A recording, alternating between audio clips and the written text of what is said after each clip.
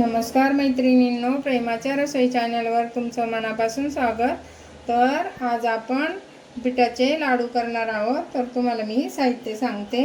हे बघा, मी एक मोठा बीट घेतलाय किसून आणि 2 वाट्या, ह्या वाटीनेच 2 वाट्या रवा घेतलाय। 1 वाटी आपलं खोबरं घेतलंय, ओलं खोबरं मिक्सरमध्ये बारीक केलंय, असं भांड्यात बारीक करून घेतलंय।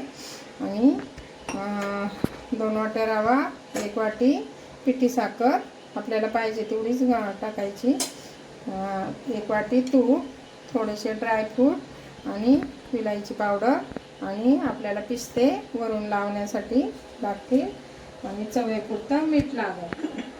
हे बघा, मी भाजायला घेते। आपण अगोदर रवा भाजून घेऊ। बारीक रवा आहे, मी जाड रवा होता मिक्सरमध्ये फिरून घेतलाय, तो आता असा 0 नंबरचा सारखा बारीक झालाय।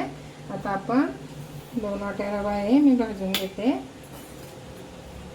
अगोदर थोडा वेळ असा फिरवायचा, एकदम बारीक गॅसवर भाजायचा। मी थोडासा असा भाजून घेतलाय। आता याच्यातलं मी अर्ध तूप टाकते आणि परत बारीकच गॅसवर भाजायचा, फास्ट गॅसवर नाही भाजायचा, एकदम छान भाजला पाहिजे। बारीक गॅसवर चांगला भाजायचा। आपण रव्याचे लाडू करतो तसंच बारीक गॅसवर भाजायचे। बघा, मी सतत हलवत 10 मिनिटं रवा भाजून घेतलाय। आता आपण ओलं खोबरं आहे ना वाटीत, ते पण मी 5-6 मिनिटं ते पण भाजून घ्यायचं चांगलं बारीक गॅसवर। तोपर्यंत आपण पिठाला थोडंसं फिरून घ्यायचं मिक्सरमध्ये, म्हणजे ते टचटच लागत नाही। मी थोडंसं मिक्सरमध्ये फिरून घेते। परत रवा 10 मिनिटं भाजला, त्याच्यात खोबरं टाकलं, असं ओलं खोबरं, ते 5-6 मिनिटं भाजून घेतलं। आता आपण बीट टाकू आणि बीट पण चांगलं भाजून घेऊ। बीटाला पण चांगलं भाजून घ्यायचं। हे बघा, मी बीट आणि खोबरं, आपलं ओलं खोबरं आहे ना, ते सुक्क होईपर्यंत हे केलंय, परतवलंय एकदम मंद गॅसवरच, बारीक गॅसवर, कारण त्याच्यात पाणी असतं ना, मग ते पाणी पण सुकलं पाहिजे सगळं। असं मला किती एकूण जवळजवळ आता 20-25 मिनिटं झालेत मी परतवते। आता चांगलं आपलं मिश्रण तयार झाले आणि बीटामुळं कसं मुलांना खायला, मुलं बीट खात नाही ना, असे मग पदार्थ केले तर मुलं खातात। हिमोग्लोबिनसाठी पण बीट चांगलं असतं।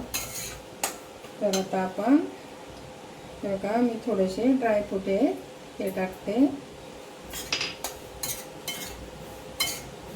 आणि आता आपण वेलची पावडर टाकू आणि साखर टाकू आणि गॅस बंद करायचा।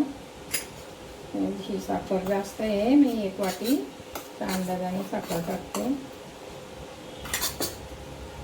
1 वाटीच घ्यायचं सगळं, बीट 1 वाटी, 1 वाटी हे ओलं खोबरं आणि 2 वाट्या रवा। आता हे मिश्रण आहे ना अजून चांगलं परतून घ्यायचं आणि मी आता हे राहिलेले तूप पण टाकून देते त्याच्यात।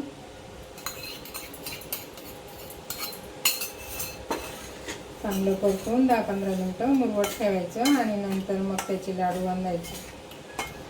आता चवीपुरतं मीठ ठेवू आणि असं झाकण ठेवून आपण असं झाकण ठेवून त्याला 15 मिनिटं मुरून देऊ, गॅस बंद करू। बघा, आपलं मिश्रण आता चांगलं झालंय। आता आपण असं थोडे थोडे घेऊ। गरम आहे अजून, थोडंसं कोमट असतानाच बांधायचं। बघा, असं बांधून घ्यायचे चांगले। थोडंसं कोमट असलं ना आणि नाही आले तुम्हाला ना, तर थोडंसं तूप टाकायचं वरून, म्हणजे येतात। बघा, अशा पद्धतीने आपण बनवू।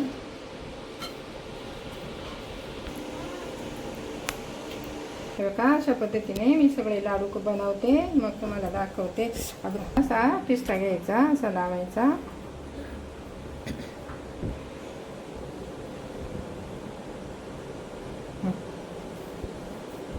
सगळे लाडू बनवून झाले। एक छोटा झालाय,